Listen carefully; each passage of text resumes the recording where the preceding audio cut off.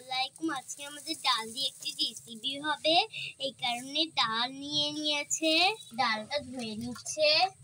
তেল, পেঁয়াজ, এখন আদা বাটা হয়ে গিয়েছিল, পেঁয়াজ আর রসুন বাটা, মরিচ গুঁড়ো, হলুদ গুঁড়ো, একটু পানি দিচ্ছে, লবণ, মাংসের মশলা, ধনিয়ার গুঁড়া, একটু লাড়া দিচ্ছে।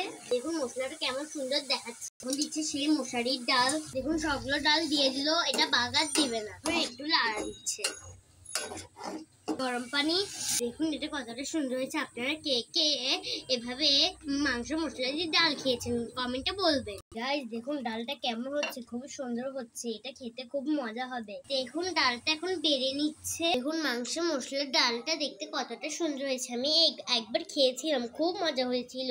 রুটির সাথে এটি ডাবল টেস্ট ট্রিপল হয়ে যায় এটা টেস্ট। আপনারা অবশ্যই খেয়ে দেখবেন। আজকে আমাদের খাবার এগুলো খুব মজা করে আমরা খাবো। মাছ ভাজা, শাক ভাজি, ডাল এবং কি কচুর ফুল ভাত দিয়ে আমরা এটা খুব মজা করে খাবো। দেখুন ডালটা কেমন মজা হয়েছে। দেখুন নলাটা এবার খাচ্ছে। ডালটা অনেক মজা হয়েছে, আম্মা আমাকে খাইয়ে দিয়েছে। এটাও আমি খাবো।